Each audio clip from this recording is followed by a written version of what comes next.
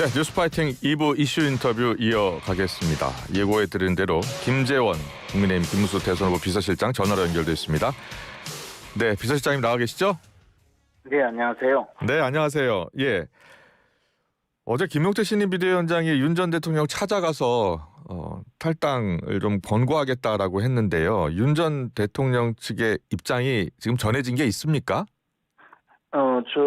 저희에게 전해진 내용은 전혀 없고요. 아, 그래요? 예. 또 그 부분 아직 김용태 비대위원장께서 직접 찾아가셔서 예. 의견을 교환한 사실이 없어서 물론 그렇겠지만 예. 또 윤석열 전 대통령께서도 김문수 후보 측에 어떠한 입장도 전달한 사실이 없습니다. 그래요. 예.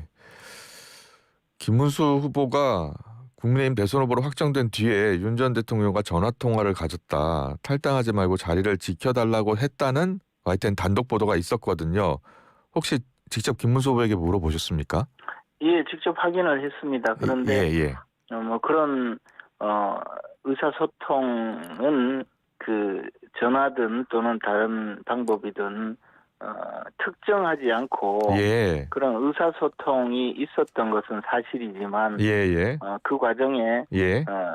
YTN 보도처럼 네. 김문수 후보가 그런 내용으로 의견을 표명한 사실은 전혀 없습니다. 그러므로 YTN 보도는 오보라고 판단하고 있습니다. 예. 그렇다면 탈당 관련해서 이야기를 나눈 것은 맞고요. 그 점에 대해서도 정확한 탈당이라는 용어가 나오지 않았다고 합니다. 다만 그래요? 예. 그런 탈당 여부에 대해서를 포함해서 윤석열 대통령님의 당과의 관계에 대해서는 대통령님께서 결정하실 일이고 당에서 특히 김문수 후보가 어떤 내용으로 요구하거나 요청하지 않겠다는 그런 표현을 하셨다고 확인했습니다. 그러므로 YTN의 보도는 사실이 아님을 다시 밝혀드립니다. 네, 알겠습니다. 김문수 후보는 윤석열 전 대통령 탈당, 출당 판단은 당사자가 판단하는 일이다라는 입장을 계속 유지하고 있는 거잖아요. 그렇습니다. 예. 그럼에도 불구하고 YTN에서의 보도는 김문수 후보가 그런 표현이나 그런 의견 또는 맥락으로 따져봐도 말씀드릴 수 있는 그런 내용으로 전달한 사실이 없다는 점을 확인합니다. 네. 자, 김용태 비대위원장은 윤석열 전 대통령의 탈당을 권고하겠다라고 이야기를 했는데 그 권고를 윤 전 대통령이 받아들일 수 있을까요? 어떻게 보세요? 사실 그 점에 대해서는 잘 알 수는 없는데요. 윤석열 대통령께서 나름대로 우리 국민의힘에 대해서 애정을 갖고 계시고 또 윤석열 대통령의 입장에서도 김문수 후보가 대통령 선거에서 이겨서 대통령으로 당선되는 것이 가장 필요하고 바람직한 상황이 아닐까 생각을 합니다. 네. 바꿔 말하자면 이재명 민주당 후보가 대통령에 당선되었을 때 윤석열 대통령의 어떤 입장에 처하실까를 생각해 본다면 개인적인 그 상황을 생각해 보시더라도 김문수 후보가 대통령에 당선되는 것이 훨씬 나은 상황이라고 생각하실 거라고 믿습니다. 그렇기 때문에 윤석열 대통령의 당에 대한 애정 그리고 향후 개인적인 여러 가지 판단을 갖고 계시기 때문에 당에 대한 입장을 충분히 고려하실 거라고 생각하는데요. 다만 그것이 탈당으로 이어질지 또는 당에 남아 계실지는 전혀 저희들이 알 수가 없기 때문에 윤 대통령께서 독자적으로 판단해달라고 말씀드린 것입니다. 윤석열 대통령 입장에서는 지금 외부적으로 나오고 있는 이야기가 당에 남아서 지지층을 결집시키는 것이 더 당에 도움이 된다라고 판단하실 수도 있고 또는 그 반대로 거취를 결정함으로써 부담을 덜어줄 수도 있다라고 판단하실 수도 있을 텐데 그런 데 대해서 김문수 후보 측에서 어떤 특정한 선택을 요구하거나 강요하지 않겠다라는 그런 말씀을 드린 것입니다. 그런데 지금 대선까지 이제 3주도 남지 않았잖아요. 그런데 김용태 전 비대위원장은 김영태 비대위원장이죠. 김영태 비대위원장은 이번 대선에서 승리하기 위해선 윤 전 대통령의 탈당이 필요하다는 거예요. 네. 예, 그렇게 생각하세요? 김영태 예, 위원장의 판단에 대해서 예.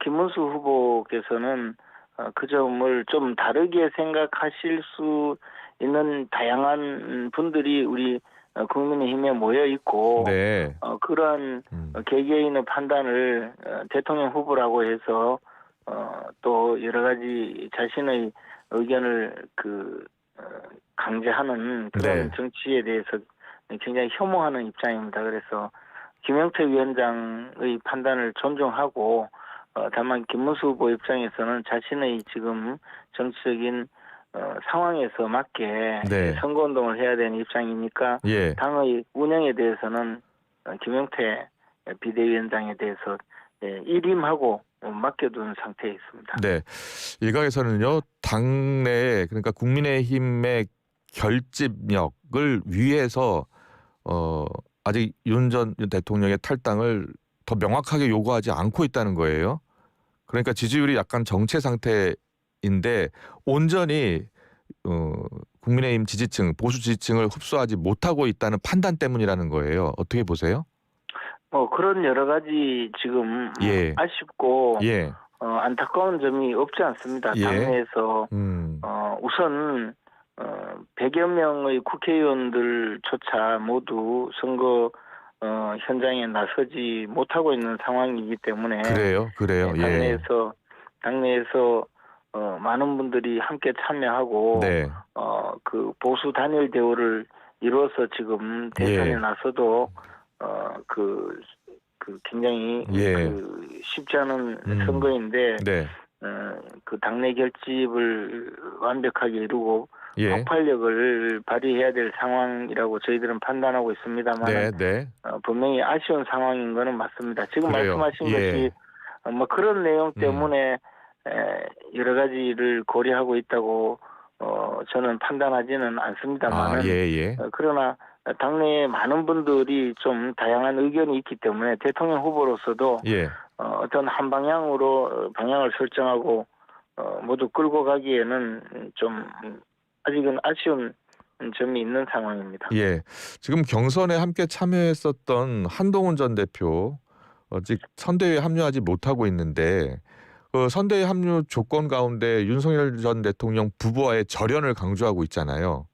그래서 친한계 의원들이라든지 당내 친한계 인사들이 적극적으로 선대위에 합류하지 않고 있다는 거예요.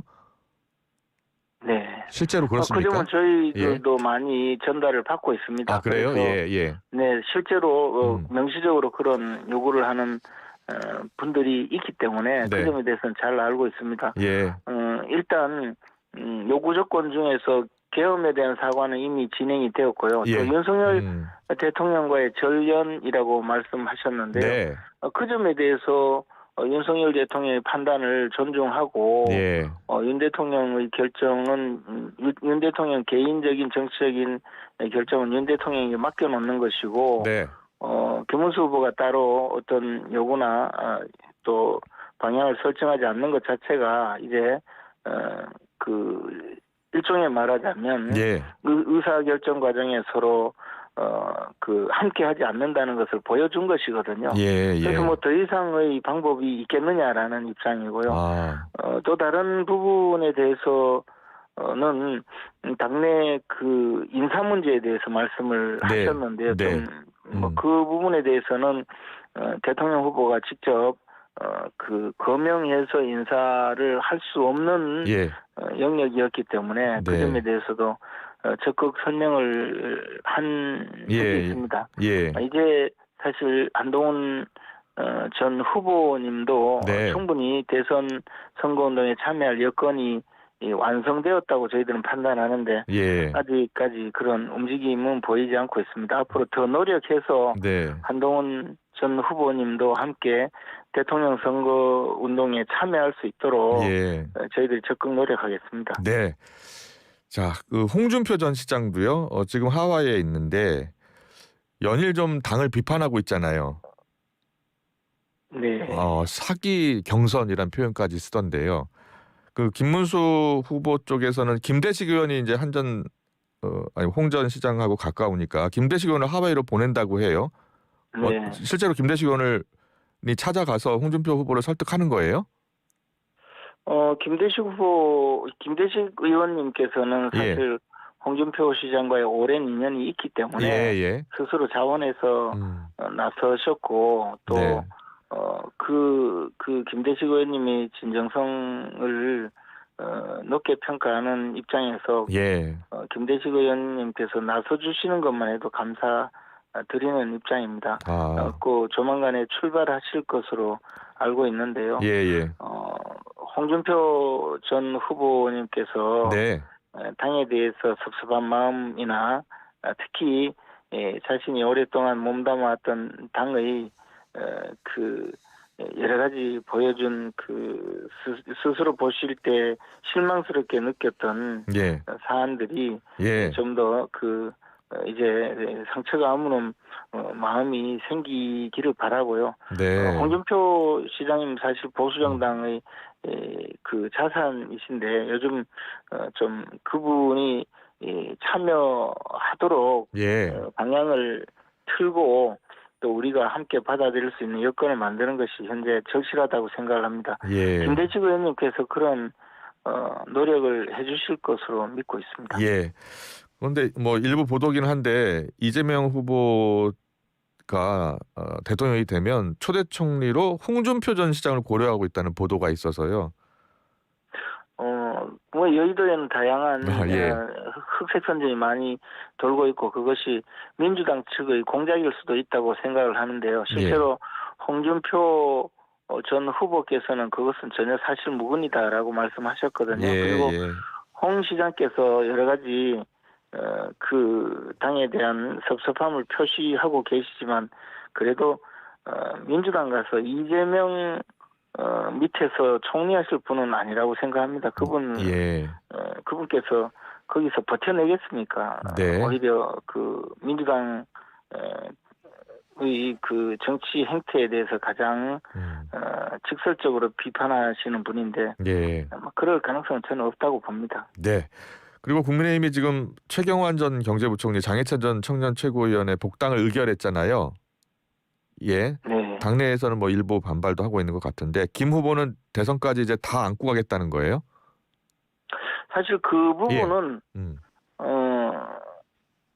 전임 지도부에서 결정한 사안을 그 김용태 비대위원장이 취임하기 전에 모든 의결이 이루어지고 결정한 사안입니다. 그래서 이 사안은 김문수 후보가 대통령 후보가 되기 이전의 결정 사안이었고 다만 그 결정 과정도 김용태 비대위원장이 취임하기 전에 결정된 사안입니다.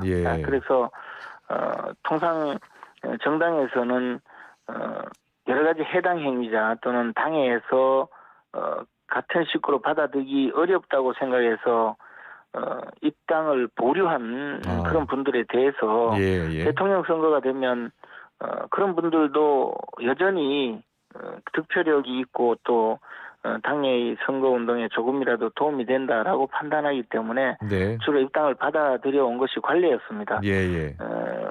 저희들 지금 선거운동에 나서면서 고양이 손이라도 빌려와서 도움을 받았으면 좋겠다라고 생각할 정도로 여유가 없는데 우리 당에서 여러 가지 사유로 선거 때 무소속 출마를 했다든가 하는 사유로 입당을 보류해왔던 분이라도 대선 때면 받아들여서 도움을 얻고자 하는 마음에서 그런 절실한 마음에서 입당을 받아들였다고 판단을 하고 있습니다. 저는 뭐 그런 그동안의 오랜 관례가 이번 대선에서도 여전히 유효했던 것이라고 생각합니다. 자, 지금 각종 여론조사가 발표되고 있는데요. 대구 경북 지역에서 이재명 후보의 지지율이 30% 가까이 나왔다는 조사 결과가 나왔습니다. 김 후보 입장에서 김문수 후보 입장에서는 TK 민심을 온전히 얻지 못하고 있다. 그리고 TK 민심을 온전히 얻지 못한다면 이번 대선 어려워지는 것 아니냐라는 분석이 나옵니다. 어떻게 보고 계세요? 저도 이 상황 굉장히 심각하게 생각을 하고 있습니다. 통상 제가 대구 경북에서 쭉 정치 활동을 해온 입장에서 역대 대선에서 예.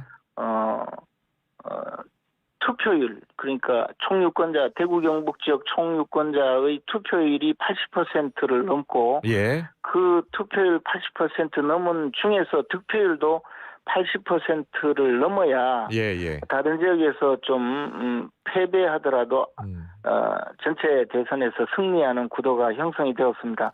예. 호남 지역에서 거의 90%에 육박하는 민주당 지지가 있는 현실에서는 예. 대구 경북에서 적어도 80, 즉 투표율 80%, 득표율 80%를 얻어야 예. 대구 경북에서 얻은 우리 당 후보 지지 득표를 가지고 호남에서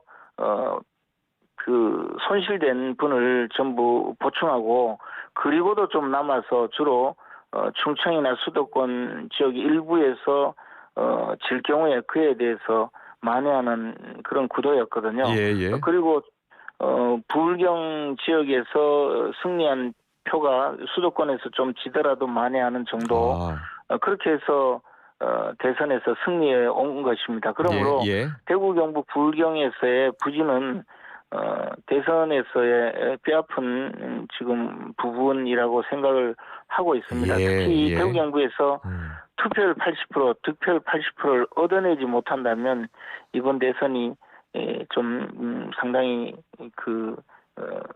여러 가지 면에서 난관에 봉착할 가능성이 있는데 현재 그런 지지자들의 결집이 이루어지지 않고 있는 상황이기 때문에 대구 경북의 이 민심 내지 표심에 대해서는 상당히 우려스럽게 지켜보고 있습니다.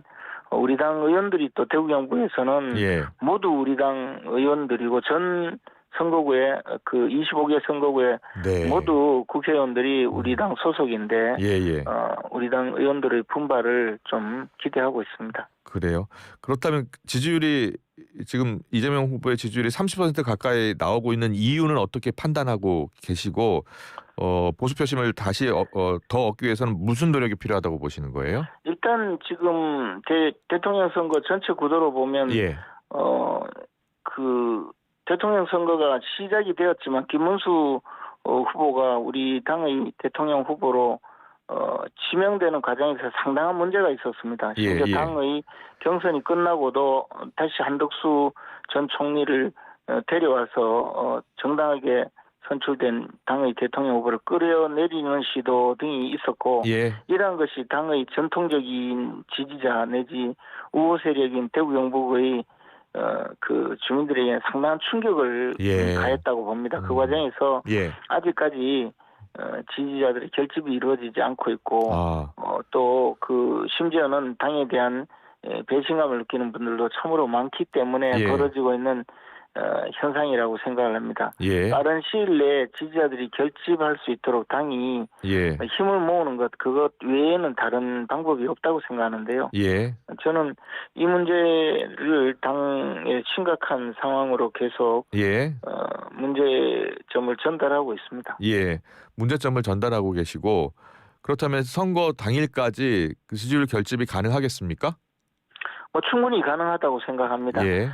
거꾸로 보면 호남 지역에서도 우리 후보가 20% 이상의 지지를 얻고 있는 여론조사 결과가 나오는데요. 이것이 실제 시간이 지나면 지지자들 결집을 통해서 많은 다른 변화가 생길 수 있으리라고 생각하고요. 아직은 대선 자체가 국민적인 관심사에서 그렇게 중심에 오지 않았다는 그 반증이 아닌가라고 생각하고 있습니다. 18일 날 첫 토론회가 열리잖아요. 그 토론회에서 가장 큰 쟁점이 뭐가 될 것으로 보세요? 그날 그 토론의 주제는 경제 문제인데요. 경제와 각 후보자들의 공약에 대한 공방이 이루어지지 않을까라고 생각하고 저희들이 그 점에 대해서 중점적으로 준비를 하고 있습니다. 지금 권오을 위원장이 이재명 캠프로 갔잖아요. 이재명 후보 캠프로 가서 저희하고 인터뷰 때 이재명 후보가 박정희처럼 나라를 구할 것이다라고 했어요. 어떻게 보셨어요? 글쎄 선거 때 되면 여러 가지 이야기가 있는데 언급하고 싶지 않습니다. 네. 자, 여기까지 듣겠습니다. 앞서 여론조사가 나왔는데 MBS 가상 3자 대결 구도였고요. 경북 집계 결과 이재명 후보 29%, 김문수 후보 54%, 이준석 후보 7%였습니다. 전화 면접 방식이었고요. 중앙선거 여론조사 심의위원회 홈페이지를 참조하시면 됩니다. 지금까지 김재원 국민의힘 김문수 대선 후보 비서실장과 얘기 나눠봤습니다. 잘 들었습니다. 고맙습니다. 고맙습니다.